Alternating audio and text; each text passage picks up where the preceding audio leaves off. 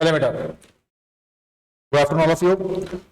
बेटा अपने पास पेज निकालो जरा फटाफट से, एस सी शर्मा में पेज नंबर 1, पेज नंबर 1 जल्दी आइए। हमारे 1 मार्कर्स चल रहे थे और हम 1 मार्कर्स अपने और आगे जो है वो लेके चल रहे हैं। हमारे 1 मार्कर्स चल रहे थे और हम लोग अपने 1 मार्कर्स जो है कंप्लीट करेंगे। आज जो हमें क्वेश्चन करना है वो क्वेश्चन करना है क्वेश्चन नंबर अपने पास 2, असर्शन रीजनिंग के जो क्वेश्चन है आज हमें वो करने हैं, असर्शन रीजनिंग के question.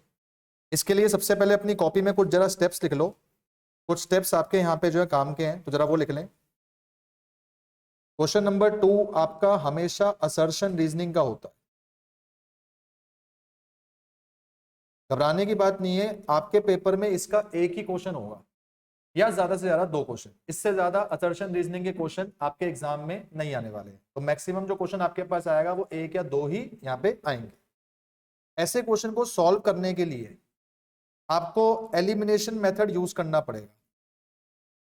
Now what is elimination method, थोड़ी सी उसके ऊपर जो हम कुछ चर्चा कर लेते हैं। एलिमिनेशन मेथड जो वो क्या चीज है बेटा? एलिमिनेशन मेथड का मतलब है कि जो आपको 4 ऑप्शंस दिए हुए हैं, आपने उनमें से ये ढूंढना है कि कौन सा ऑप्शन नहीं हो सकता। आपने उनमें से ये देखना है कौन सा ऑप्शन हमारा आंसर जवाब नहीं हो सकता।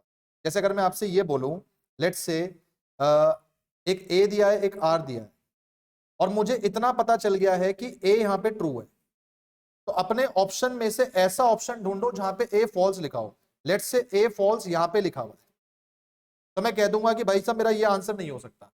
इसका मतलब मैं यहां पे बजाय ये देखने के कौन सा ऑप्शन सही है, मैं ये देखूंगा कौन सा ऑप्शन गलत है, ताकि मान लो अगर 3 ऑप्शन कोई गलत मिल गए तो जो बचा हुआ ऑप्शन होगा वही आपका क्या हो जाएगा, सही।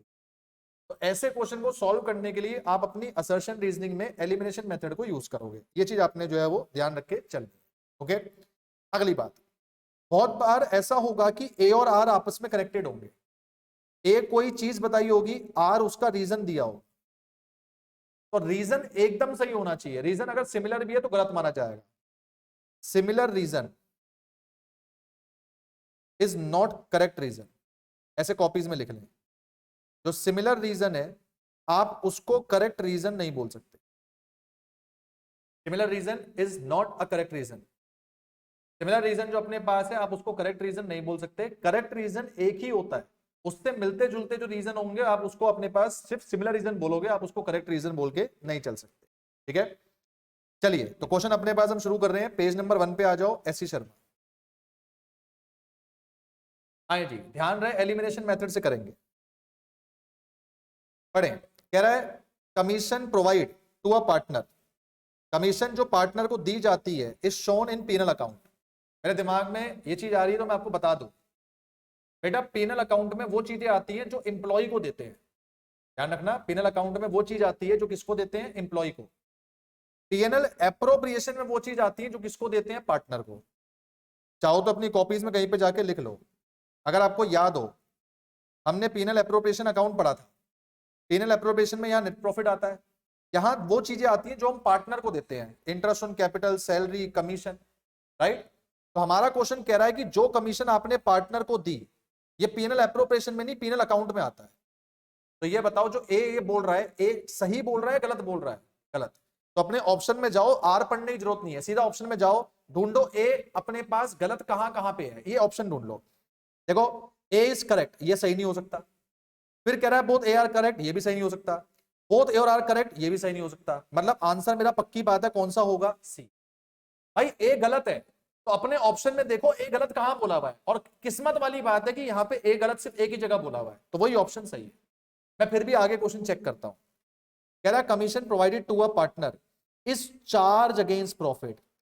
कह रहा है पार्टनर को जो कमीशन देते हैं वो देनी है। चार्ज का मतलब है देनी ही देनी है। मतलब ऐसा होता है क्या भाई? पार्टनर को कमीशन जो डिपेंडेंट है प्रॉफिट के ऊपर, प्रॉफिट होगा तो देंगे, प्रॉफिट नहीं होगा तो क्यों देंगे। इसका मतलब ये बात भी जो बोली ये भी गलत है। तो ऑप्शन आपका सही हो जाएगा, both A and R are अपने पास क्या कर लेंगे भाई, पक्का। बेटा ऑनलाइन वाले बच्चे मेरे को एक बार बता दो, वॉइस में वीडियो में कोई दिक्कत तो नहीं है, एक बार जरा मुझे बता दें। आप लोगों का स्पीकर भी मैंने खुलवा रखा है, चाहे बोल के बता दो चाहे चैट पे बता दो, मेरे को कोई डाउट तो नहीं है। चले ठीक है, आ जाए अगले पे, आ जाए अपने पास पेज नंबर नेक्स्ट दोबारा से। अब आपने आगे आगे चलते चलना है, ठीक है। अगले पे आइए पेपर में, और क्वेश्चन नंबर अपने पास फिर से सेकंड। जो क्वेश्चन मैं आपको मार्क करवाता चलूं उन क्वेश्चन के ऊपर अपना इंपॉर्टेंट मार्क कर देना बेटा। पहला क्वेश्चन तो आपके पास लट्टू क्वेश्चन है, और जो आपके पास कई बच्चे कह रहे थे सर जो आपने पीडीएफ भेजी है, मुझे पता है बेटा जो पीडीएफ मैंने भेजी है वो रिवर्स ऑर्डर में है, उसमें पहले पेपर में सैंपल पेपर 5 है, तो आप जब भी उस पीडीएफ को करो रिवर्स ऑर्डर में है, ठीक है। वो जानबूझ के मैंने रिवर्स ऑर्डर में अपने पास जो बनवा रखी है। चलिए,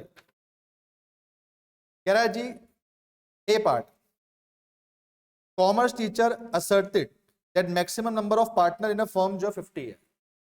पहली बात, एक कॉमर्स टीचर ये कह रहा है कि मैक्सिमम नंबर ऑफ पार्टनर्स जो है वो 50 है। तो पहली बात तो ये सही है गलत है? ये सही है। मैक्सिमम नंबर ऑफ पार्टनर वाकई में 50 है। ये 50 किसने बताए हैं? ये सेंट्रल गवर्नमेंट ने बताए। ये सेंट्रल गवर्नमेंट ने किस एक्ट के अनुसार बताए हैं? तो ये कंपनीज एक्ट के अनुसार बताए हैं, ध्यान रखना। पार्टनरशिप एक्ट में नहीं बताए भाई, कंपनीज एक्ट के अंदर लिखा हुआ है कि मैक्सिमम पार्टनर कितने होते हैं, पार्टनरशिप एक्ट में नहीं लिखा हुआ, इस बात को ध्यान रखना। नीचे कह रहा है it is given under Indian partnership act, गलत। ये किसमें दिया हुआ है? कंपनी से। तो अब लॉजिक लगाओ, ए तो सही है पर जो आर है वो सही नहीं है। ढूंढो ए सही है आर सही नहीं है। हाँ जी देखें, ए सही है लेकिन आर सही नहीं है। ये लॉजिक कहां पे अपने पास है? A is true but R is false. तो सी ऑप्शन आपके पास जो सही है। ठीक है भाई, क्लियर है? बताएं, हो जाएगा। अगले पेज पे है।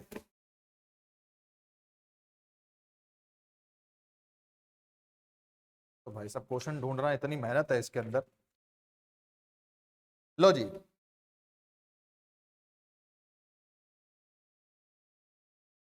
अरे ये बेटा बुक उसमें है ना रिवर्स ऑर्डर में, इसलिए थोड़ी दिक्कत हो रही है मेरे को। आओ जी 44 44 यही क्वेश्चन है, कमीशन वाला ही है। ये मार्क कैसे कराया था क्या ये लो इसको थोड़ा मैं हटा देता हूं पहले।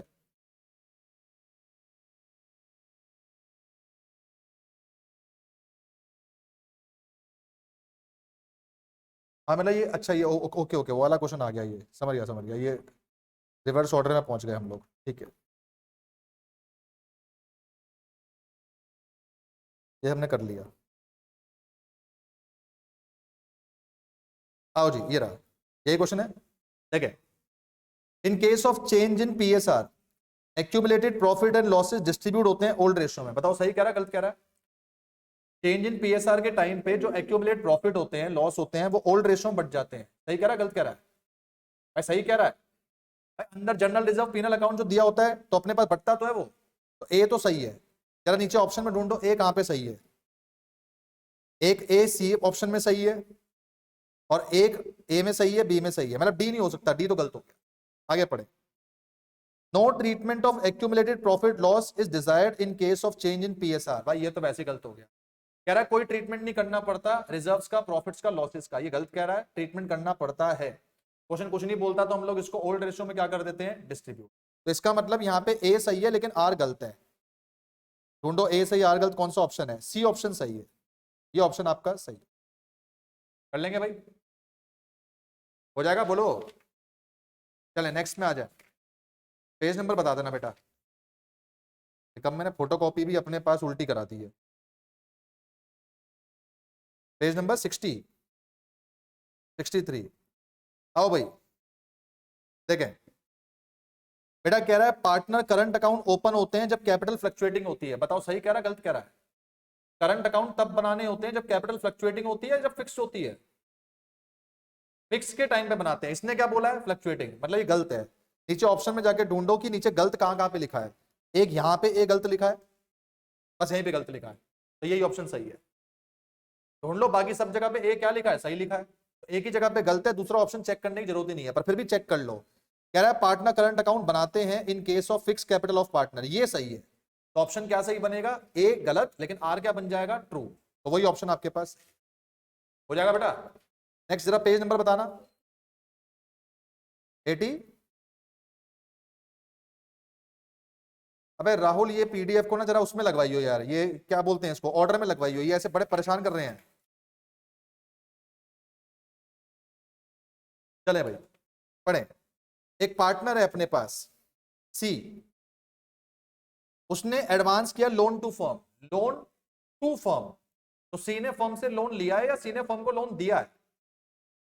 दिया है, पार्टनर ने फर्म को लोन दिया है 1 लाख का बिना किसी एग्रीमेंट के, और कह रहा है कि मुझे 10% का ब्याज दो। ये सही कह रहा है गलत कह रहा है? कितना ब्याज मिलना चाहिए? 6% पर एनम। याद आया? जब अपने पास हम लोन पार्टनर से लेते हैं और कोई पार्टनरशिप डीड नहीं है, तो हमें कितना परसेंट ब्याज जो अपने पास से चार्ज करना होता है? 6% पर एनम। बात समझ में आ रही है? और वो जो 6% पर एनम है उसने नहीं बोला तो ये गलत हो गया। अब नीचे ढूंढो गलत कहां पे लिखा है, पहले में ट्रू, दूसरे में ट्रू, तीसरे में ट्रू। भाई यही ऑप्शन सही है, चौथा ऑप्शन अपने पास जो क्या हो गया? सही। ठीक है भाई, हो जाएगा? बोलो। पता नहीं आपने एक चीज गौर करी या नहीं करी, अभी तक आप लोगों को समझ में आ जाना चाहिए। असर्शन रीजनिंग किसमें से आ रहा है? फंडामेंटल में से आ रहा है। समझ में आ रही है बात? ये किस में से आ रहा है? फंडामेंटल में से। एक आध बीच में क्वेश्चन चेंज इन पीएसआर का आया था, पर मैक्सिमम इनके पास क्वेश्चन किस में से बनेंगे? फंडामेंटल। और भी देख लो, मार्केट रेट ऑफ इंटरेस्ट 11% है पर वो क्लेम कर रहा है 10% और इक्विटेबल ग्राउंड। ये तो वैसे ही गलत है भाई, मार्केट रेट कुछ भी चल रहा हो, लेकिन जब एग्रीमेंट नहीं होता कितना मान के चलते हैं? 6%। तो ये भी गलत है, वो भी गलत है। A is false, R is true. R is true कैसे है? नहीं भाई, ये दोनों ही गलत होंगे। Market rate of interest 11 but is claiming 10% on just and equitable ground. भाई हटा दो इसको, दोनों गलत है। ये ऑप्शन अपने सही कर लो, both are incorrect, both are incorrect. जब एग्रीमेंट नहीं होता, जब एग्रीमेंट नहीं होता तो आपके पास 6% पर एनम का ब्याज होता है। ठीक कर लो बेटा इसका आंसर, ठीक कर लो। या तो आंसर ठीक कर लो या ऑप्शन ठीक कर लो। ठीक है, तो बोथ आर इनकरेक्ट इसका आंसर होगा। अच्छा, एक बच्चा कह भी रहा है कि अपने पास आपने ठीक करा दिया था। ये क्वेश्चन कराया क्या मैंने क्लास में? निशांत नालायक। चलें और आइए, पेज नंबर बताओ कौन सा आएगा? 10। देखना यही है, ट्रांसफर टू रिजर्व से यही है।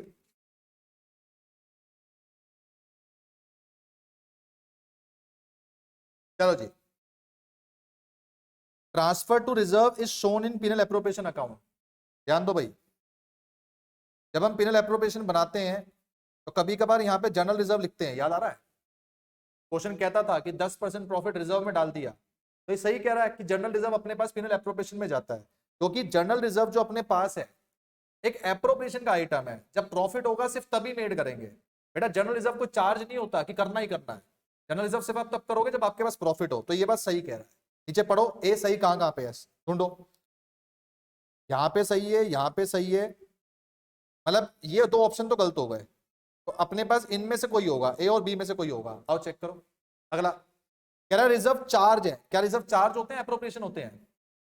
एप्रोप्रिएशन, तो ये भी ऑप्शन गलत हो गया। पहले वाला सही है, दूसरा गलत है। ढूंढो कौन सा सही है? ए। तो ए ऑप्शन आपके पास जो सही है। पेज नंबर बताओ बेटा। और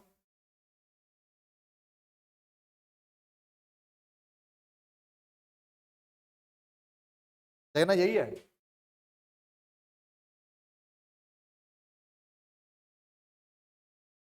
नहीं है? चले, at the time of admission of partner decrease in liability is credit to revolution account. आओ जरा थोड़ा मन में सोचो। कह रहा है लाइबिलिटी कम हो गई, ये फायदे की बात है लॉस की बात है? फायदा, फायदा क्रेडिट में आता है डेबिट में? तो ये सही कह रहा है गलत कह रहा है? फायदा क्रेडिट में आता है। ये सही कह रहा है गलत कह रहा है? ऐसे सोचो ना, लाइबिलिटी डिक्रीज हो गई तो फायदा है। तो फायदा क्रेडिट में डालोगे डेबिट में डालोगे? क्रेडिट में। और वही कह रहा है, तो इसका मतलब ये सही कह रहा है। तो ए तो सही है। नीचे ढूंढो ए सही कहां कहां पे है। यहां नहीं है, बस बाकी तीन में से कोई आंसर होगा। और देखो, increase in value of asset is also credit to revolution account. कह रहा है कि अगर एसेट की वैल्यू बढ़ जाए तो वो भी रिवोल्यूशन में क्रेडिट होता है। तो ये भी सही कह रहा है गलत कह रहा है? कह तो सही रहा है। एसेट की वैल्यू अगर बढ़ गई तो फायदा है ना, क्रेडिटर से मतलब। हाँ, तो क्रेडिट तो होगा रिवोल्यूशन में। अगर तेरे एसेट की वैल्यू बढ़ गई, गेन हो रहा है, और गेन को तू अपने क्रेडिट में तो डालेगी। तो ये कह तो सही रहा है, पर इसका और ऊपर का कोई ताल्लुक नहीं है। ऊपर बात किसकी कर रहा है? लाइबिलिटी की। नीचे बात किसकी कर रहा है? एसेट की। तो दोनों सही तो है, पर दोनों कोई करेक्ट एक्सप्लेनेशन नहीं है। नीचे ढूंढो, दोनों ट्रू है लेकिन कोई करेक्ट एक्सप्लेनेशन नहीं है। कहां है ऑप्शन? अबे है ही नहीं। अच्छा है, बी ऑप्शन है। बोथ ए और आर ट्रू तो हैं, लेकिन आर कोई करेक्ट एक्सप्लेनेशन नहीं है ए की। तो ये ऑप्शन सही है। बताएं भाई, समझ में आती है? हो जाएगा? अरे नालायक, करेक्ट एक्सप्लेनेशन क्यों नहीं है वो समझ। ऊपर जो बात हो रही है लाइबिलिटी की हो रही है, नीचे जो बात हो रही है एसेट की हो रही है। मेहुल नालायक। अच्छा और बताओ, पेज नंबर बी आंसर है। आप भी आंसर सही है मतलब। क्या पेज बताया? 130 136। आओ देखना, यही क्वेश्चन है। तो दुखी कर दिया इन क्वेश्चनों ने यार।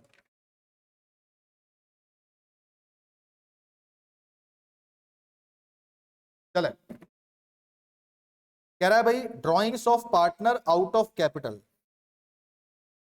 Is debited to their capital account in case of fix capital.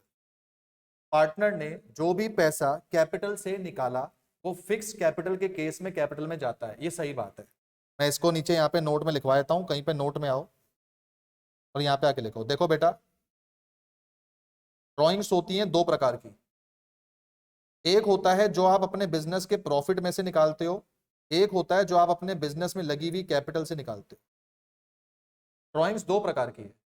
तुम जब बिजनेस से पैसा निकालते हो तो या तो बिजनेस में जो कमाया उससे निकालोगे या फिर जो बिजनेस में लगाया उससे निकालो। ठीक है। अगर आप ड्रॉइंग्स निकालते हो प्रॉफिट में से तो इसके ऊपर आपको इंटरेस्ट ऑन ड्रॉइंग देना पड़ता है। अगर आप ड्रॉइंग्स निकालते हो कैपिटल में से तो इसके ऊपर इंटरेस्ट ऑन ड्रॉइंग आपको जो है नहीं देना। तो पहले तो ये चार्ट कहीं कॉपी में लिख लो। ड्रॉइंग्स दो प्रकार की होती हैं, आउट ऑफ कैपिटल और आउट ऑफ प्रॉफिट। प्रॉफिट में से निकाला तो पेनल्टी देनी पड़ेगी, इंटरेस्ट ऑन ड्रॉइंग देना पड़ेगा। कैपिटल में से निकाला तो कैपिटल तो तुम्हारी खुद की कैपिटल है, वो अपना किस में से है, इंटरेस्ट ऑन ड्रॉइंग उस पर चार्ज नहीं होगा। ये आउट ऑफ कैपिटल वाली ड्रॉइंग्स को पार्टनर कैपिटल अकाउंट में डेबिट साइड लिखते हैं टू बैंक के नाम से। ये आउट ऑफ कैपिटल वाली पार्टनर कैपिटल में आता है, डेबिट साइड टू बैंक के नाम से। ठीक है। और और हमेशा ही इसमें आएगा बेटा। किसी का माइक खुला है, जरा माइक बंद कर लें। डिंपल माइक बंद कर बेटा। डिंपल अगर डाउट पूछ रही है बेटा एक बार चैट पे पूछ ले, मुझे समझ में नहीं आया। पार्टनर कैपिटल अपने पास जो डेबिट साइड में लिखेंगे इसको टू बैंक। इसके अलावा जो ड्रॉइंग्स आपने आउट ऑफ प्रॉफिट निकाली है, प्रॉफिट में से पैसा विड्रॉ करा है, इसके दो ऑप्शन है। अगर कैपिटल फिक्स्ड है तो ये पार्टनर करंट अकाउंट में लिखेंगे डेबिट साइड में टू ड्रॉइंग्स के नाम से, और अगर कैपिटल फ्लक्चुएटिंग है तो ये पार्टनर कैपिटल में लिखेंगे डेबिट साइड टू ड्रॉइंग्स के नाम। मैं दोबारा सब रिपीट कर दूं। अगर तुमने अपना पैसा कैपिटल से निकाला तो भाई जाएगा भी कैपिटल में, करंट में क्यों जाएगा? लॉजिक लगाओ। जो पैसा कैपिटल से निकाला वो करंट में क्यों जाएगा? वो किस में जाएगा? वो कैपिटल में जाएगा। तो कैपिटल से निकाला हुआ पैसा सिर्फ और सिर्फ कैपिटल अकाउंट में आता है। लेकिन प्रॉफिट से निकाला हुआ पैसा कैपिटल में भी जा सकता है, करंट में भी जा सकता है। कैपिटल में कब जाएगा? जब फ्लक्चुएटिंग होगा। करंट में कब जाएगा? जब फिक्स कैपिटल होगा। कैपिटल से निकालने पे कोई आईओडी चार्ज नहीं होता, प्रॉफिट से निकालने पे आईओडी चार्ज होता है। अब इतनी बात को ध्यान में रखते हुए आप अपना क्वेश्चन जो वो पढ़ो, तो आपका क्वेश्चन जो आपको इजी लगेगा। आए पढ़े। कह रहा है जो ड्रॉइंग्स है पार्टनर की आउट ऑफ कैपिटल, प्रॉफिट से नहीं निकाला, कैपिटल से निकाला है। कह रहा है ये डेबिट होता है कैपिटल अकाउंट में इन केस ऑफ फिक्स कैपिटल। क्या ये सही कह रहा है, गलत कह रहा है? ये सही कह रहा है, क्योंकि जो पैसा कैपिटल से निकाला वो पैसा अपने पास कैपिटल अकाउंट में ही डेबिट होगा, फिर चाहे कैपिटल फिक्स्ड हो या फ्लक्चुएटिंग हो, उससे हमें फर्क नहीं पड़ता, क्योंकि ये पैसा निकाला कहां से है? कैपिटल से, तो ये जाएगा भी किसमें? कैपिटल। ए सही कह रहा है। नीचे आगे ढूंढो अपने पास ए कहां पे सही है, ढूंढो। पहले में भी सही है, दूसरे में भी सही है, तीसरे में सही है, चौथे में नहीं है, चौथा तो गलत हो गया। अब और पढ़ो, आगे पढ़ो। कह रहा है drawings of partner out of capital reduce करता है कैपिटल बैलेंस को। भाई सही कह रहा है। पार्टनर ने जो पैसा अपनी कैपिटल से निकाला उससे पार्टनर की कैपिटल बढ़ जाएगी, कम हो जाएगी? कम हो जाएगी। तो ये सही कह रहा है, दोनों बातें सही हैं और बिल्कुल एकदम एकदम वो क्या बोलते हैं उसको, नीचे वाली बात भी ऊपर वाली बात को रिलेट करती है। तो ये भी सही है, ये भी सही है, और ये इसका सही रीजन भी है। अब ढूंढो अपने पास कौन सा ऑप्शन है। ए ऑप्शन आपके पास जो सही है। हम डेबिट में इसलिए डाल रहे हैं क्योंकि उससे हमारी जो कैपिटल है वो क्या हो जाएगी? सही हो जाएगी।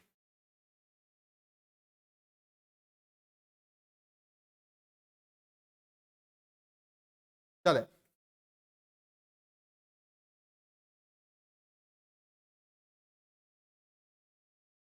एक और नालायक कह रहा है पीछे आंसर गलत है, चेक करना जरा, आंसर गलत है क्या? ये क्या आंसर है?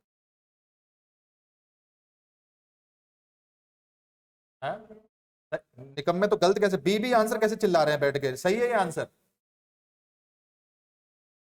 पेज नंबर बताना अगला। 148। आओ जी, 148।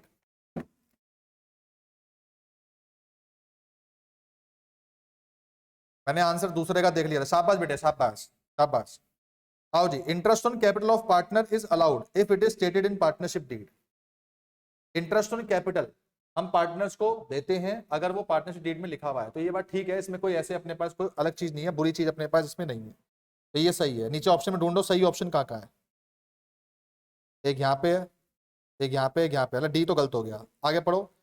इंटरेस्ट है, interest on capital is not allowed if firm इनकर लॉसेस। बात तो ये भी ठीक है, क्योंकि इंटरेस्ट ऑन कैपिटल क्या होता है, एप्रोप्रिएशन होता है कि नहीं। इंटरेस्ट ऑन कैपिटल क्या है, एप्रोप्रिएशन है, तो ये सिर्फ और सिर्फ अपने पास जो है कब दिया जाएगा, जब हमें क्या हो रहा होगा, प्रॉफिट। अब जरा दोनों बातों को थोड़ा सा एनालाइज करो। देखो, बात बोल रहा है इंटरेस्ट ऑन कैपिटल की, पहले कह रहा है पार्टनरशिप डीड में होगा तो देंगे, तो ये ट्रू है। दूसरा कह रहा है कि लॉस होगा तो नहीं देंगे, ये भी ट्रू है। लेकिन क्या ये दोनों बातें आपस में रिलेट करती हैं? मैं आपसे पूछता हूं, मेरी बात को समझना। आपने मेरे से कहा sir interest on capital partnership deed में है, क्या आप दोगे? मैंने कहा हाँ।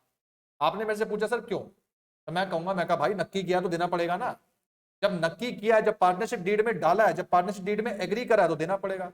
तो इसका रीजन अपने पास ये होना चाहिए था कि पार्टनर ने डिसाइड करा देने के लिए, इसलिए दे रहे, जबकि उसने रीजन नहीं बोला, उसने कुछ और ही मनगढ़ंत गाथा बोल दी है। उसने कहा लॉस होता तो नहीं देते, वो तो पता है हमें लॉस होता नहीं देते, लेकिन इसका पहले वाली बात से कोई रिलेशन नहीं बन रहा है, तो ठीक करो। ये भी ट्रू, ये भी ट्रू, लेकिन कोई रिलेशन नहीं है, तो ऑप्शन नंबर आओ, ए और आर करेक्ट एक्सप्लेनेशन नहीं, ए और आर सही, लेकिन आर करेक्ट एक्सप्लेनेशन नहीं है, ये ऑप्शन सही होगा बी। आंसर चेक करते चलना भाई। अगला पेज है 159, आओ जी।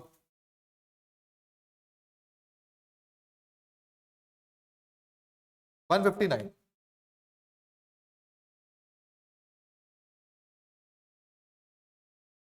यही है। चले, पार्टनर करंट अकाउंट बनाते हैं जब कैपिटल फ्लक्चुएटिंग होती है, ये सही कह रहा है गलत कह रहा है? पार्टनर करंट अकाउंट बनाते हैं जब कैपिटल क्या होती है, fluctuating. Is it true, is it falls? और फॉल्स है तो नीचे ढूंढ लो, ए फॉल्स कहाँ है? एक ही जगह पे फॉल्स है, नहीं नहीं नहीं, दो जगह पे फॉल्स है, एक यहाँ पे एक यहाँ पे, तो इन दोनों में से कोई आंसर होगा, बी और सी। नीचे पढ़ो, पार्टनर करंट अकाउंट ओपन होते हैं इन केस ऑफ फिक्स कैपिटल, ये सही है, और ये सही भी है, ये साथ में करेक्ट भी है, क्योंकि ऊपर वाली बात को ये बोल रही है। आपने मेरे से कहा सर पार्टनर करंट अकाउंट कब बनाते हैं, मैंने कहा बेटा फ्लक्चुएटिंग। आपने कहा सर आप गलत कह रहे हो, क्योंकि ये तो सिर्फ तब बनता है जब कैपिटल हमारे पास क्या होती है, फिक्स्ड। तो नीचे वाली बात सही भी और करेक्ट एक्सप्लेनेशन भी है, तो ये ऑप्शन अपने पास हो जाएगा, ये वाला। कहाँ है भाई? डी ऑप्शन सही होगा बस, और करेक्ट एक्सप्लेनेशन के बारे में इसने बोला हुआ नहीं है, बट डी ऑप्शन सही होगा, क्योंकि अगर हम ए सिलेक्ट करने जाएंगे उसमें ए सही हो जाएगा, वो गलत है, तो डी ऑप्शन सही होगा भाई। एक बार चेक करो, इसका आंसर डी है ना, देख लो, है यही है। और आ जाओ, अगला पेज नंबर बताओ, 170, 172, आओ जी 172। ये मार्क कैसे कराया था क्या पहले? लो भाई 172, interest on partner loan is shown in P and L account. Interest on partner loan जो है पीनल अकाउंट में दिखाया जाता है, क्या ये सही बोल रहा है गलत कह रहा है? सही कह रहा है, क्योंकि interest on partner loan charge item है, देना ही देना होता है, इसलिए अपने पास पीनल अकाउंट में आता है। और वैसे भी इंटरेस्ट ऑन पार्टनर लोन अपने पास जो है, ये कंपनी के प्रॉफिट के ऊपर जो है एक लाइबिलिटी की तरह होता है, चाहे कंपनी का प्रॉफिट कितना भी हो, कंपनी को ये चीज जो है वो पे करनी पड़ेगी, ठीक है। अगला, interest on partners loan is paid even if firm incurs a loss. बेटा ये दोनों बातें सही है, ए भी सही है, आर भी सही है, आर करेक्ट एक्सप्लेनेशन है, ये आंसर सही होगा, चेक कर लो।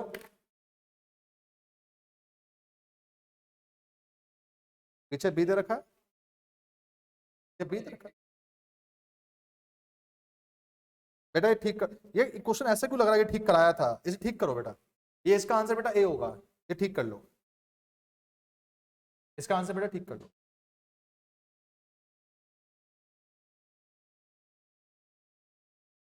ठीक कर लो, इसका आंसर है, आंसर इसका क्या होगा बेटा, ए होगा, क्योंकि देखो सही बात है, interest on partner loan P and L account में आता है, दैट्स ट्रू। और क्यों आता है? क्योंकि ये चार्ज आइटम है। तो दोनों बातें सही हैं और दोनों बातें करेक्ट एक्सप्लेनेशन है, तो ये सही है। पीछे जो इसने आंसर बी दिया उसमें कुछ एक्सप्लेनेशन वगैरह दी है? खाली ये लिखा है तो छोड़ दो उसको, ए आंसर करो। ठीक है भाई, चले तो मेरे ख्याल से खत्म हो गए। और भी कुछ है क्या? खत्म हो गए। तो क्वेश्चन नंबर 2 आपका सारे पेपर से निपट चुका है। क्विकली जरा एक क्वेश्चन हम और करेंगे।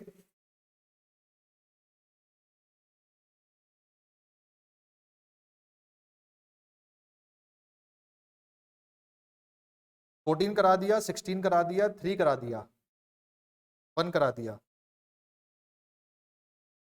आओ हर पेपर से क्वेश्चन करेंगे अपन। क्वेश्चन नंबर 12, हर पेपर से क्वेश्चन नंबर करेंगे। क्वेश्चन नंबर 12 अपनी कॉपी में जरा नोट लिखो। और एक्सप्लेनेशन थोड़ी होगा। क्यों नहीं भाई चैतन्य भाई, एक्सप्लेनेशन क्यों नहीं होगा? बेटा एक बात बता,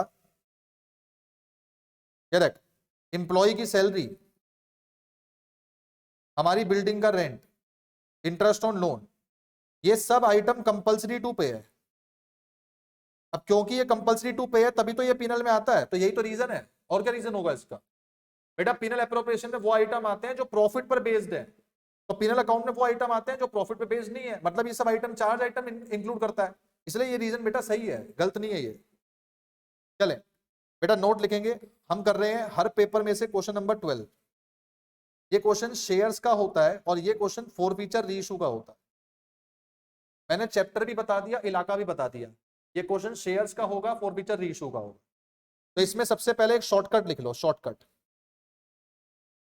शॉर्टकट भाई, कैपिटल रिजर्व निकालने के लिए तुम ये शॉर्टकट लगाओगे, भूल जाओगी एक फॉर्मूला, दो फॉर्मूले, ये फॉर्मूला लगाओ, ये सब जगह एप्लीकेबल है, एक ही फॉर्मूला। अच्छा लिखेंगे, हाँ, share forfeiture credit balance upon में number of share forfeiture into number of share reissue minus में शेयर फॉरफीचर डेबिट।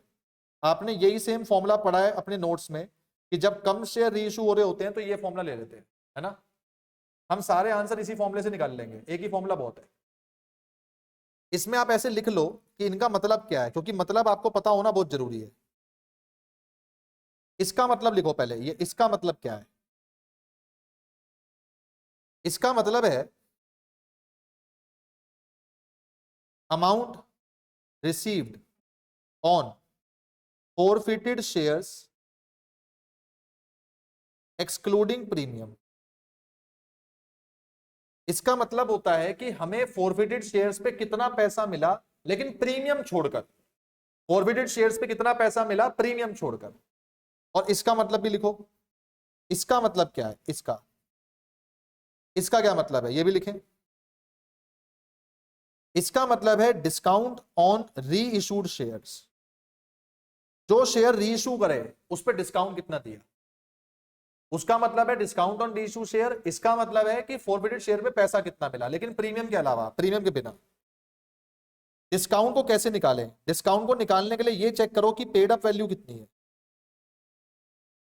और इशू प्राइस कितना है। पेड अप वैल्यू कितनी है, इशू प्राइस कितना है। मान लो पेड अप वैल्यू 10 है और इशू प्राइस है 8, तो देयरफॉर डिस्काउंट कितने का हो गया? 2। भाई 10 का शेयर तुमने 8 में इशू कर दिया तो डिस्काउंट कितने का हो जाएगा? 2। ऐसे, ठीक है भाई। Paid up value issue price को जो है कंपेयर करेंगे, उससे डिस्काउंट निकल के आता है। चले अब इस फॉर्मूले से हम लोग अपने क्वेश्चन करेंगे। मैं जो भी क्वेश्चन आपको कराऊंगा सारे इसी फॉर्मूले से कराऊंगा, तो ये फॉर्मूला ध्यान रखिएगा। आइए शुरू करते हैं। पेज नंबर निकालें।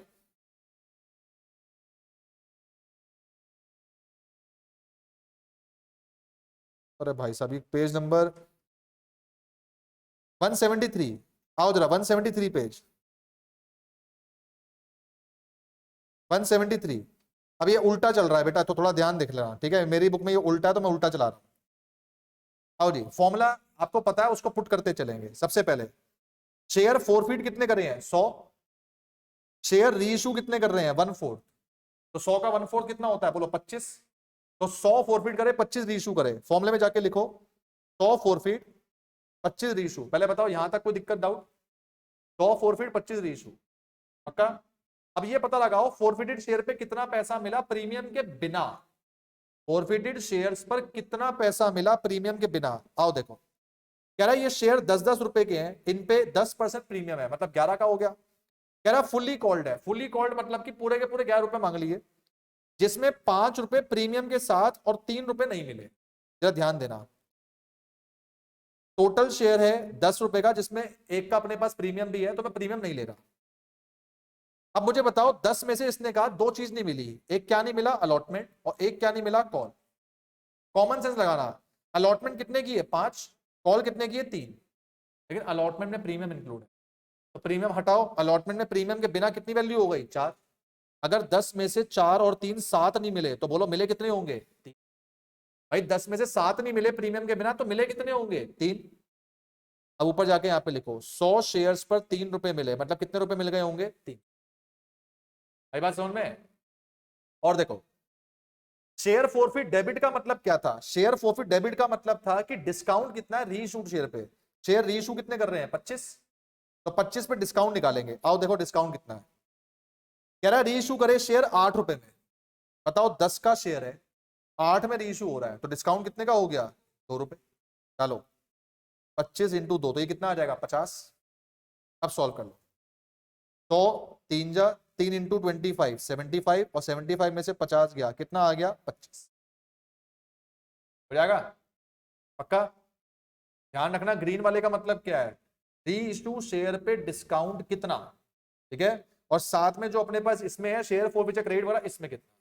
देखो मैं एक बात बता दूं, इस पूरे में प्रीमियम कहीं नहीं लेना, प्रीमियम को दिमाग से निकाल दो। प्रीमियम ना आगे डिस्काउंट के टाइम पे लेना है, ना यहाँ पे फॉरफिचर के टाइम पे लेना है, बिल्कुल प्रीमियम को अलग कर दो, प्रीमियम के बिना क्वेश्चन सॉल्व करना है, ठीक है भाई। चलिए और देखें, अब क्या पेज नंबर आएगा, पीछे पीछे चल रहे हैं हम, ठीक है। क्वेश्चन नंबर 12 अगले उसका, हाँ भाई ये क्वेश्चन, ये पेज नंबर क्या है, अरे एक तो पेज नंबर ही लिखा है इसके ऊपर, 161 है क्या, 161 पे आओ, क्वेश्चन नंबर 12। जरा आप ट्राई करो, मैं नहीं कर रहा, आओ जो चीज गिवन है उसको डालते जाओ। कह रहा फॉरफिटेड शेयर है 2000, रीइशू करे 50%, तो बताओ रीइशूड शेयर कितने हो गए, फॉरफिट करे 2000, रीइशू 50%, तो रीइशू शेयर कितने हो गए 1000। फॉर्मूले में पुट करो, अपने आप पूरा क्वेश्चन हो जाएगा, फॉर्मूला लिख लो उसमें पुट करो।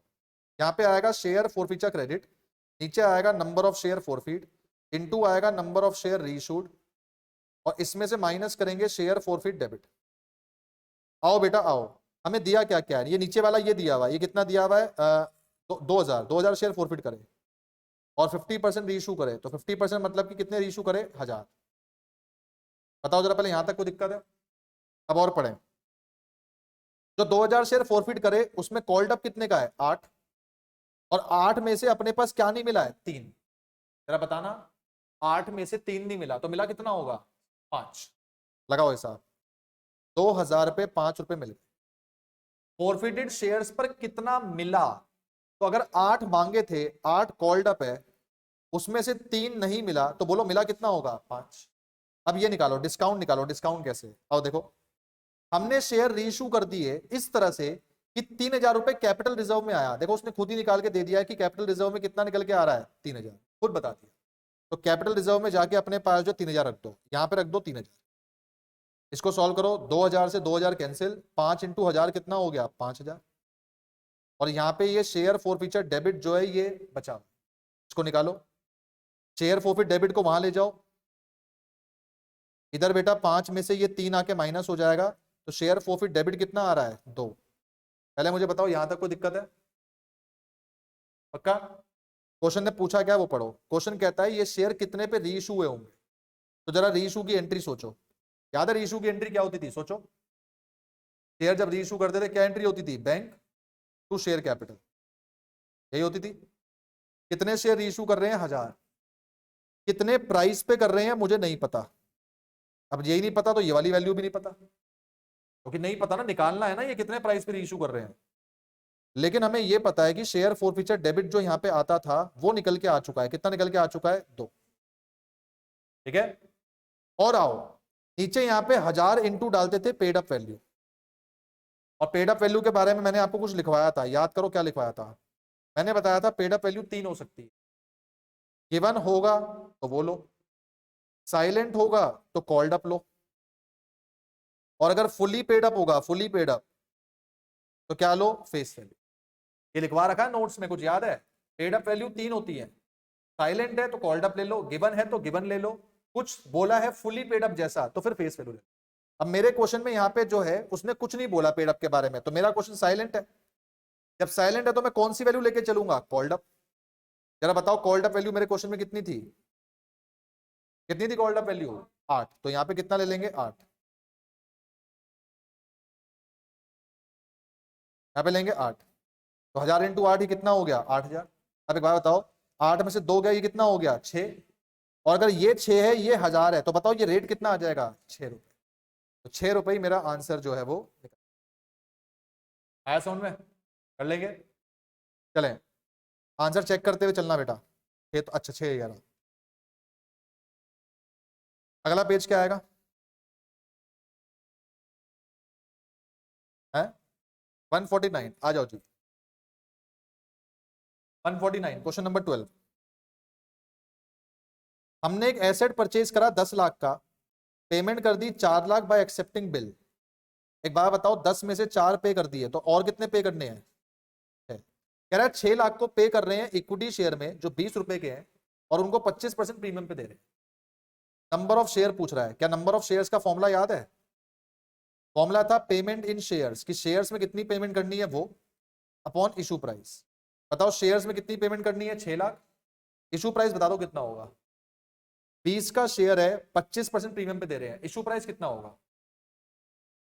20 का शेयर है, 25% प्रीमियम पे दे रहे हैं, इशू प्राइस कितना होगा? 25। काला कैसे? बेटा 20 की फेस वैल्यू, इस पे कितना परसेंट जोड़ना है? 25%। तो 25% 100 का नहीं जोड़ेंगे, 25% किसका जोड़ेंगे? 20 का। तो पहले 20 का 25% जो वो निकालो, ये कितना निकल के आएगा? 5। तो 20 और 5 मिला के कितने बन जाएंगे? 25। इसको 25 से डिवाइड, 6 लाख बाय 25, ये आपके पास निकल कर आ जाएगा। कितना आ रहा है ये? 6 लाख बाय 25 कितना आ रहा है? 24,000। तो 24,000 आपका ये आंसर निकल गया। ठीक है भाई, और देखें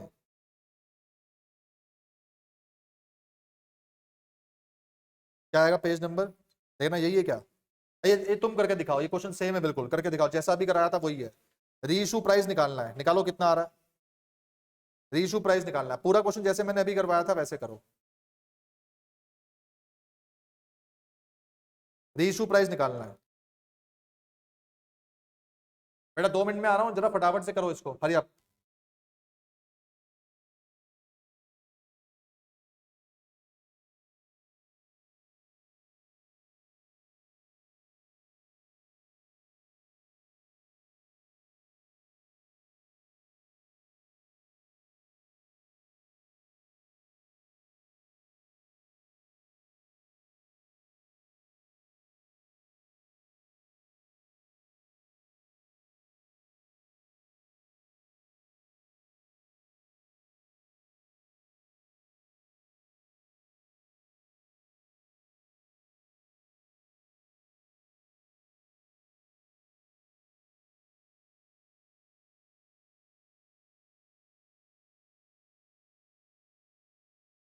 हाँ भाई किया सबने?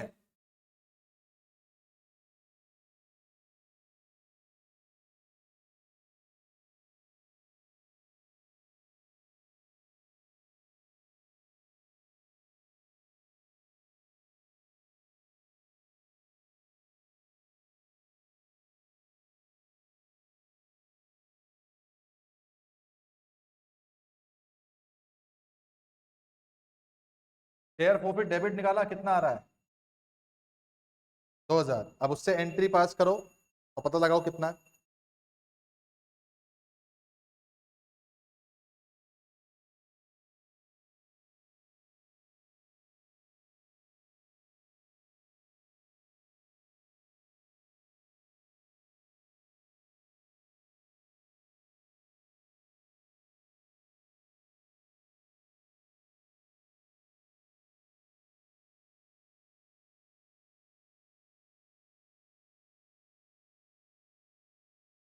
देखो जी, जिनको नहीं आया ध्यान दो, 4000 कैपिटल रिजर्व है,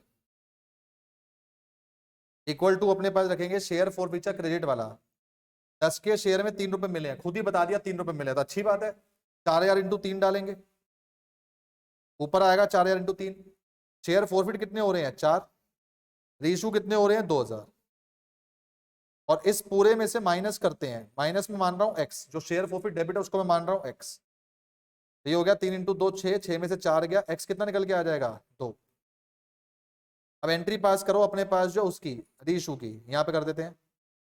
रीइशू की एंट्री होती है bank to share capital, 2000 share reissue कर रहे हैं, कितने में कर रहे हैं हमें नहीं पता, लेकिन हमें यह पता है कि शेयर फॉरफिट डेबिट आ रहा है, जो कि कितने का आ रहा है अपने पास 2000, और साथ में हमें यह भी पता है कि हम 2000 शेयर रीइशू कर रहे हैं, तो यहाँ पे पेड अप वैल्यू आती है। पेड अप वैल्यू कितनी दे रखी है, आओ जरा ऊपर चेक कर लो। कह रहा है बस हमने शेयर जो है रीइशू कर दिए फुल्ली पेड अप, भाई खुद बोल रहा है फुल्ली पेड अप, और फुल्ली पेड अप बोल दिया तो फेस वैल्यू लेते हैं, याद है। ये कितना हो जाएगा 20, अगर 20 में से 2 गया तो ये कितना हो जाएगा 18, और अगर ये 18 ये 2 है तो बोलो ये कितना हो जाएगा 9। तो फाइनल आंसर निकल के आ जाएगा आपके पास 9। पूरा 6 कैसे आ गया, 18,000 डिवाइड बाय 2 6 कैसे होता है बेटा, 9 होगा ना। चलो जी 9। और दो, देखो और कौन सा क्वेश्चन है, लो भाई जल्दी करो, सेम क्वेश्चन है पूरा, फटाफट से निकालो री इशू प्राइस कितना होगा, फटाफट निपटाओ, मैं वेट कर रहा हूं। जिनका होता जाए जवाब बोलते जाए, हरी अप।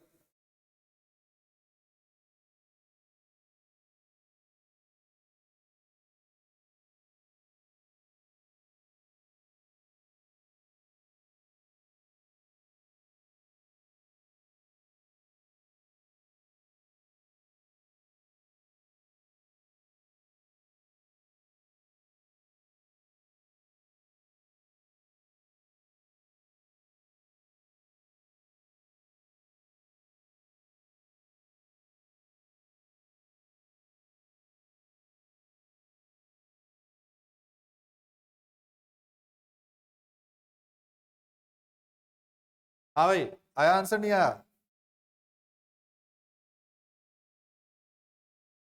जल्दी करें।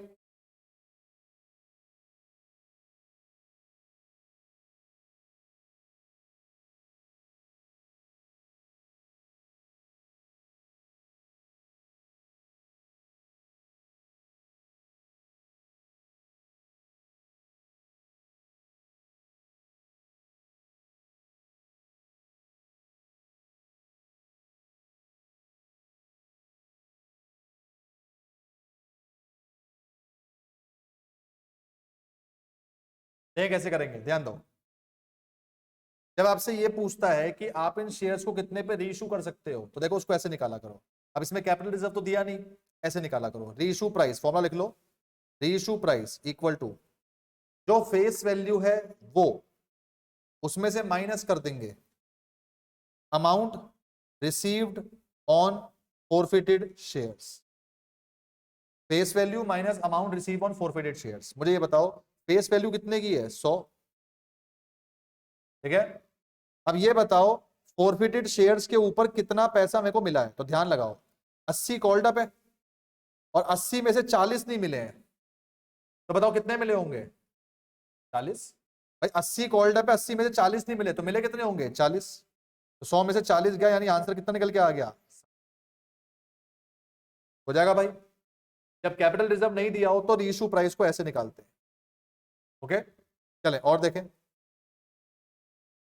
पेडअप कितना आया, पेडअप की जरूरत क्या है, हमें पेमेंट पेड जो पेडअप है उसकी जरूरत नहीं है बेटा, उसका सिंपल सा रीजन है कैपिटल रिजर्व नहीं दिया हुआ। जब तक को कैपिटल रिजर्व नहीं दिया हुआ तो तू शेयर फॉरफीचर डेबिट नहीं निकाल सकता, और उसको निकाल के बिना अगर तू डायरेक्ट क्वेश्चन करना चाहेगा तो वो इस तरह से किया जाएगा। चले और देखें क्या पेज नंबर आएगा 105, आ जाओ फटाफट करो जरा जल्दी से, 105 निपटाओ जरा फटाफट से, 105।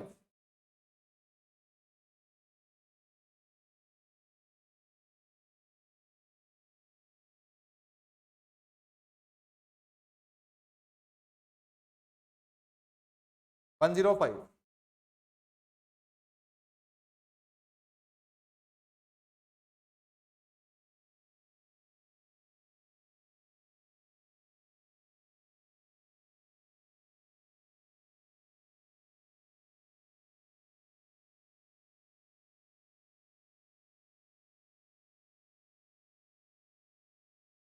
जल्दी करें।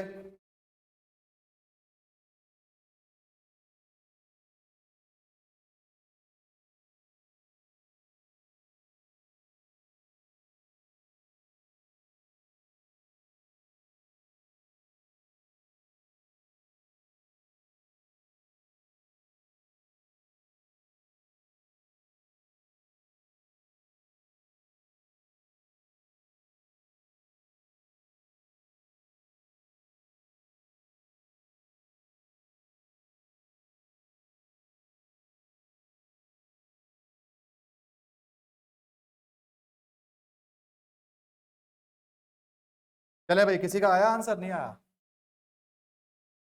18, एक बार चेक करो 18 आ रहा है। चले, सेम क्वेश्चन ही है, कोई फर्क नहीं था इसमें, बिल्कुल सेम है। शेयर फॉरफिट डेबिट कितना आ रहा था? शेयर फॉरफिट डेबिट 32 आ रहा था। ये देखो, कैपिटल, तूने तेरा नहीं आया? एक चेक कर, कैपिटल रिजर्व अपने पास निकल के आया 8 की जगह रख दे 8। कितने शेयर फॉरफिट करे हैं? 4। कितने रीइशू करे हैं? 2।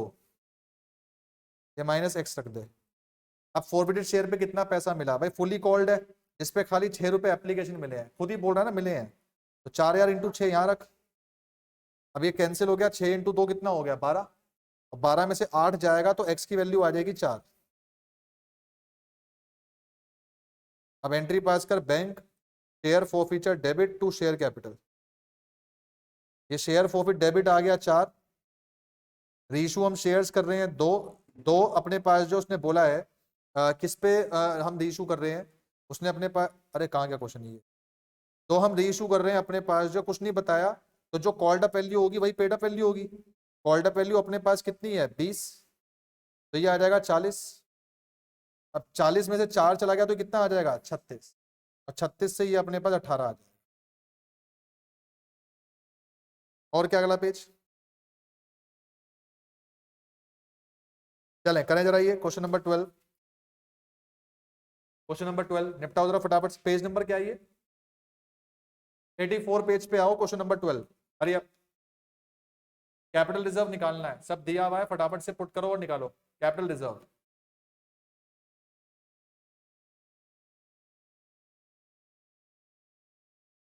कैपिटल रिजर्व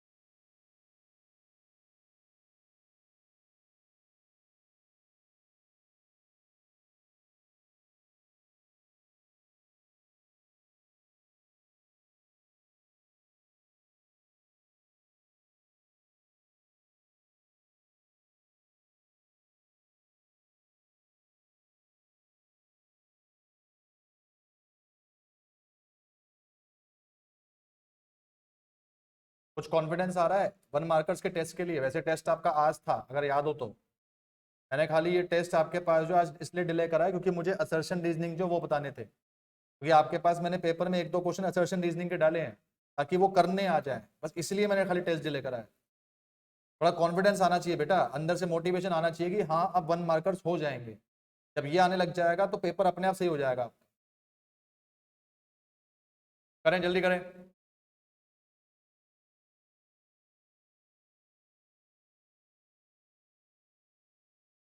निकाला किसी ने? कितना आ रहा है? हाँ भूमित कल है। मैंने क्या कहा था, ये निकालते टाइम प्रीमियम को भूल जाओ, प्रीमियम को धक्का दे दो, बिना प्रीमियम के क्वेश्चन करो। चलो 200 शेयर तो नीचे आ गया 200 इंटू रीशू। रीशू कितना है अपने पास? हाफ, यानी 100। माइनस करेंगे शेयर फॉरफिट डेबिट। अब देखो पहले शेयर फॉरफिचर ये लिखो क्रेडिट वाला। भाई 10 है जिसमें से 8 कॉल्ड अप है, 8 में से 4 प्रीमियम वाले और 2 एक कॉल वाले नहीं मिले। एक बार बताओ, 8 कॉल्ड अप है, इसमें से 4 और 2 कितने नहीं मिले? 6। और 6 में अपने पास प्रीमियम कितने का इंक्लूड होगा? 1 रुपए का। तो कितने नहीं मिले इसमें से? 5, यानी मिले सिर्फ कितने होंगे? 3। तो 200 इंटू कर देंगे यहाँ पे 3। और पढ़ो, रीइशू कर दिए 8 रुपए फुल्ली पेड अप, तो पेड अप वैल्यू 10 है, रीइशू करा 8 में, तो बोलो डिस्काउंट कितने का हो गया 2, यहाँ पे डालो 100 इंटू 2, बस सॉल्व कर लो, तो 300 माइनस 200 आंसर निकल के आ गया 100। क्या रिंकी आया समझ में? चल बेटा कर लेंगे भाई, चले और देखें 3 कैसे आया, कौन सा 3? 3 बेटा ऐसे आया ना, ये देख बेटा, जो कॉल्ड अप वैल्यू है वो 8 है, कॉल्ड अप वैल्यू में कभी प्रीमियम नहीं होता, जब हमने शेयर चैप्टर में पढ़ी है बात, कॉल्ड अप में कभी प्रीमियम नहीं होता। वो इसमें से कह रहा है 4 रुपए की अलॉटमेंट नहीं मिली और 2 रुपए की फर्स्ट कॉल जो वो नहीं मिली, पर इस 4 रुपए में 1 का प्रीमियम इंक्लूड है क्योंकि 10% था, तो 10 का 10% कितना हो गया 1, इसमें 1 का प्रीमियम है, तो प्रीमियम के बगैर लेना इसको 3 रुपए लेंगे, 3 और 2 5, 8 में से 5 नहीं मिले तो मिले कितने होंगे 3। आया बेटा उम्मीद? चलें और देखें क्या आएगा पेज नंबर,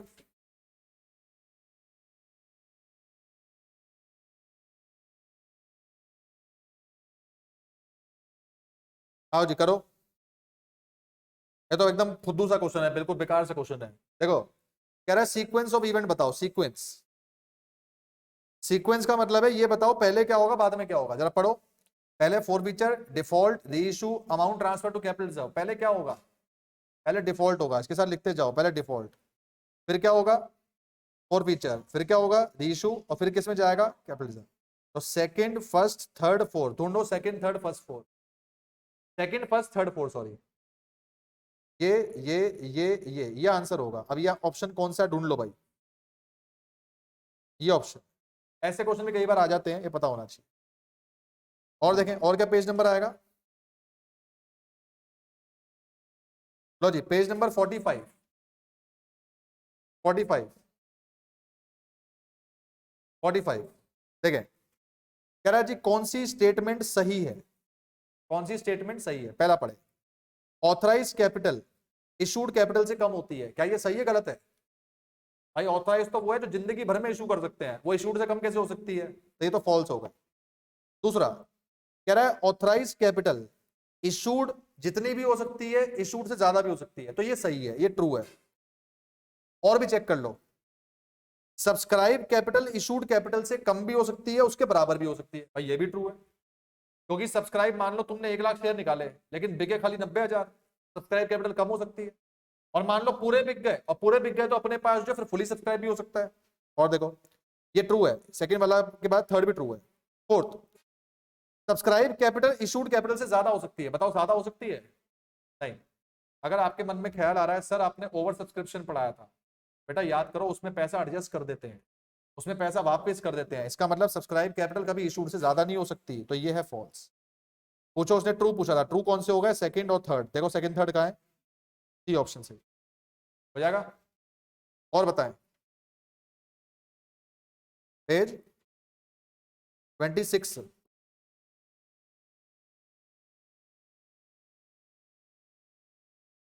26 वाला क्वेश्चन अभी छोड़ दो क्योंकि ये प्रोराटा का है, क्या करना चाहो आ जाओ कर लो, कर ही लेते हैं, आ जाओ कर ही लेते हैं, मैथ्स है थोड़ी सी, आए। सबसे पहले अपने पास जो है देखो इस बात का मतलब लिख लो, जब ऐसे लिखा होता है मैक्सिमम परमिसेबल डिस्काउंट, तो इस केस में कैपिटल रिजर्व 0 आता है, अपनी कॉपी में लिख लो, जब लिखा होता है मैक्सिमम परमिसेबल डिस्काउंट, इस केस में कैपिटल रिजर्व 0 आता है।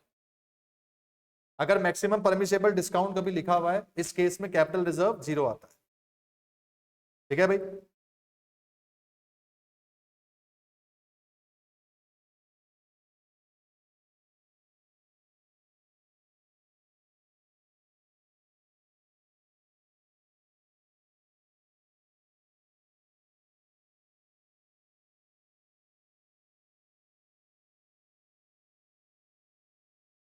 देखिए तो इसमें कैपिटल रिजर्व 0 आता है, कैपिटल रिजर्व का फॉर्मुला लगाओ, फॉर्मुला लगाओ 0 इक्वल टू, जो शेयर फॉरफिट हुए होंगे वो नीचे आएगा, जो शेयर रीइशू हुए होंगे अपने पास वो ऊपर आएगा।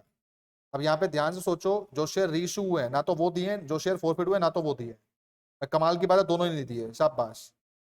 और शेयर फॉरफिट जो डेबिट अपने पास है यहाँ पे अपने पास वो भी नहीं दिया हुआ है, लेकिन वो निकल सकता है, कैसे निकल सकता है, एंट्री सोचो, एंट्री बनाओ, बैंक टू शेयर कैपिटल और यहाँ पे क्या आता है, शेयर फॉरफिट डेबिट। थोड़ा ध्यान देना बेटा। कह रहा है कि हमने जो शेयर रीइशू करे हैं वो अपने पास कितने में रीइशू करे हैं, 4020।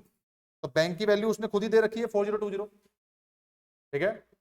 मैक्सिमम परमिशेबल डिस्काउंट, डिस्काउंट यही तो होता है शेयर फॉरफिट डेबिट, अभी लिखवाया था। जो डिस्काउंट ऑन रीइशूड शेयर है उसी को तो बोलते हैं शेयर फॉरफिट डेबिट। तो ये कितना दिया हुआ है, ये दिया हुआ है 1980, ठीक है भाई। तब बताओ जो टोटल अपने पास है, टोटल कितना हो गया, टोटल हो गया 6000, ठीक है। अब जरा कॉमन सेंस लगाओ, ये एंट्री री इशू की है या उसकी है, फोर फीचर की है, ये कौन सी एंट्री है, री इशू की। तो अगर मैं यहां पे लिखूं री इशूड शेयर और इनटू में कर दूं यहां पे पेड अप वैल्यू, चेक करो क्वेश्चन में बोल रहा है फुली पेड अप। तो फुली पेड अप में जो फेस वैल्यू होती है वही पेड अप वैल्यू होती है, मतलब यहां पे डाल देंगे 50। तो क्या मुझे ये बता सकते हो री इशूड शेयर कितने आ जाएंगे, 6000 डिवाइड बाय 50 कर, 6000 में से डिवाइड कर दिया 50, तो ये कितना निकल के आ जाएगा, 300, 300 आएगा, 300 आएगा ना, नहीं 300 नहीं, सॉरी सॉरी 1200। कितना आएगा, 6000 डिवाइड बाय 50 देना, 1200 या 120, कितना आएगा 120, ये आएगा।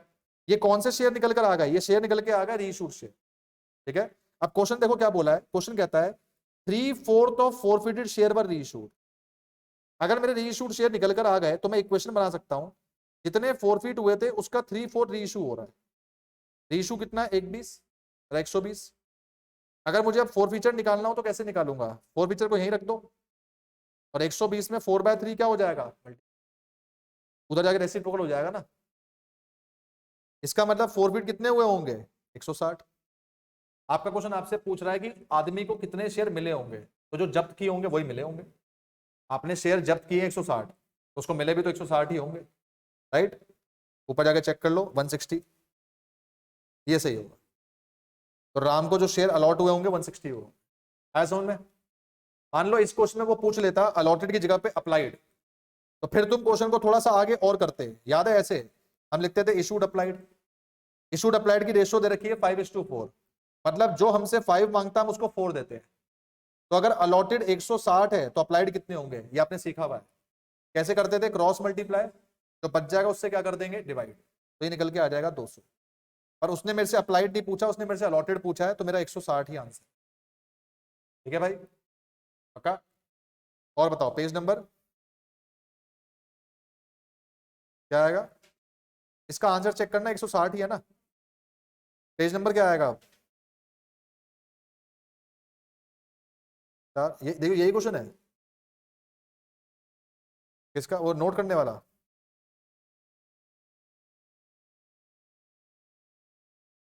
ये पहले तो एंट्री हमने पास की थी, एंट्री से ये 6000 निकल के आया, 6000 को 50 से डिवाइड करा तो रीशूट शेयर आ गए, क्योंकि पेड अप वैल्यू के लिए फुली पेड अप बोला है। फुली पेड अप मतलब बेटा फेस वैल्यू होता है, निकल लिया।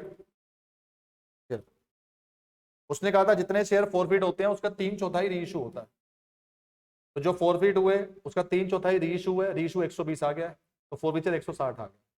जितने फॉरफिट करे होंगे उतने ही उसको अलॉट हुए होंगे, ठीक है। आप जब उतने ही कर सकते हो जितने उसको मिले थे।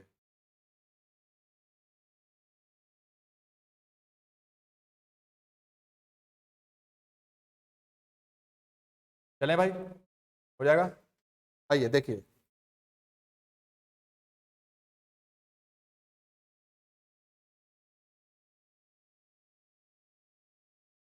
क्या था पेज नंबर,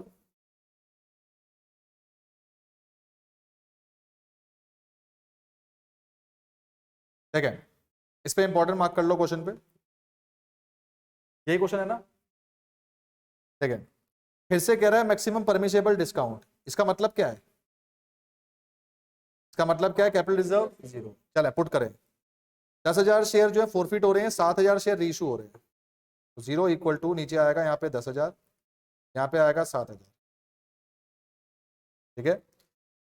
आगे बोल रहा है अपने पास जो शेयर 10,000 अपने पास है,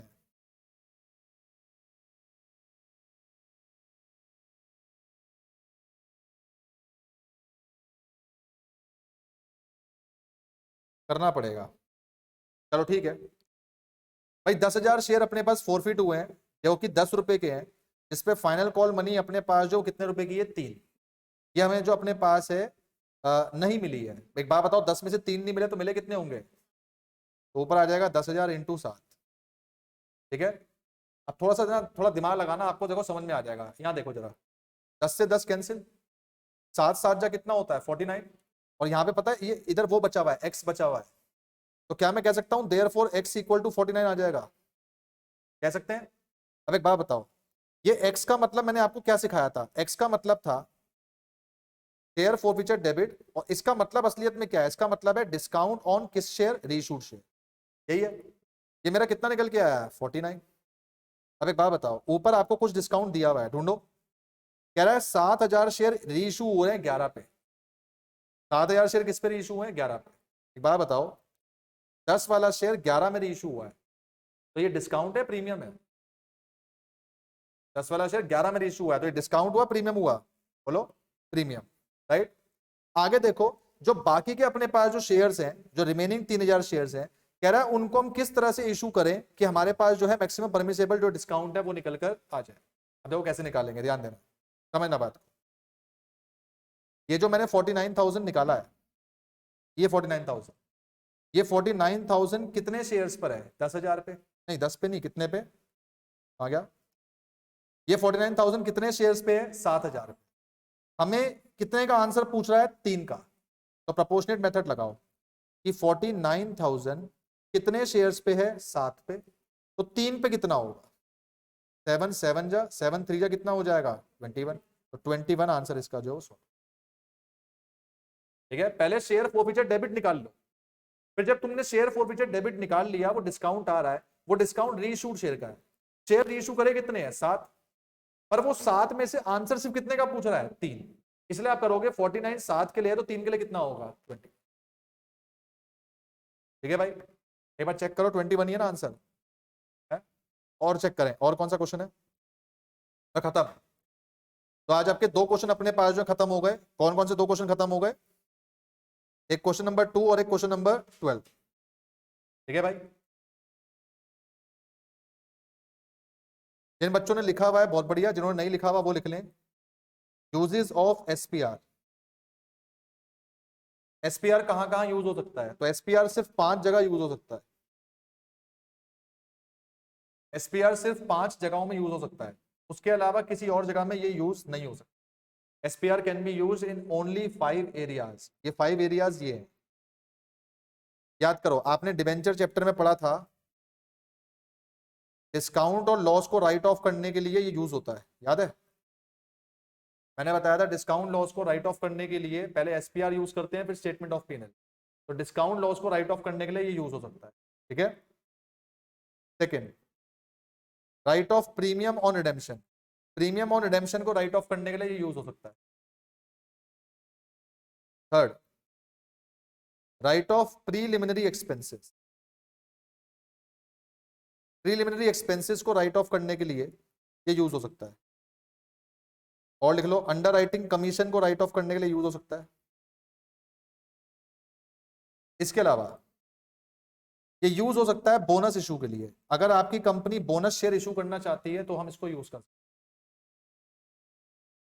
हैं। एंड ये यूज हो सकता है बायबैक के लिए। अगर आपकी कंपनी बायबैक ऑफ शेयर्स करना चाहती है तो आप एसपीआर को यूज कर सकते हैं। इन 5 एरियाज को छोड़कर एसपीआर कहीं किसी और काम के लिए यूज नहीं हो सकता। इसका पेपर में क्वेश्चन आता है कि एसपीआर किस काम के लिए यूज नहीं हो सकता, तो इनमें से 3 रीजन आपको दिए जाएंगे ये वाले, और एक रीजन कोई नया दे दिया जाएगा, उसके लिए यूज नहीं हो सकता। जैसे मान लो मैंने आपसे बोल दिया कि बताओ इन चारों में से एसपीआर किसके लिए यूज नहीं हो सकता। मैंने यहाँ पे लिख दिया बोनस, यहाँ पे लिख दिया मैंने अपने पास जो है बायबैक, यहाँ पे लिख दिया मैंने प्रीलिमिनरी एक्सपेंसेस, यहाँ लिख दिया मैंने डिविडेंड। तो ये किसके लिए यूज नहीं हो सकता? डिविडेंड। क्या मतलब है कि 3 चीजें ऐसी दे दी जाएंगी जिसके लिए यूज होगा, बाकियों के लिए ये यूज नहीं होगा। तो इंपॉर्टेंट लगा लेना। इसका आपको क्वेश्चन मिलेगा, क्वेश्चन नंबर 13। मोस्टली हर पेपर में जो क्वेश्चन नंबर 13 है वो इससे कनेक्टेड है, तो लिख लेना। मोस्टली हर पेपर में जो क्वेश्चन 13 है वो आपका इससे कनेक्टेड है। ठीक है भाई, 1 मार्कर्स अपने जो कंप्लीट करें, आज का दिन अपने पास और लें। एससी शर्मा में कोई भी अब 1 मार्कर बचा है उसे कंप्लीट कर दें। तो इंपॉर्टेंट है, मैंने ऊपर ऊपर से करवा दिए हैं लगभग हर क्वेश्चन के लिए। मैंने ये वाला लेक्चर भी रिकॉर्ड कर दिया है, तो ये क्वेश्चन 2 और क्वेश्चन 12 के नाम से आ जाएगा।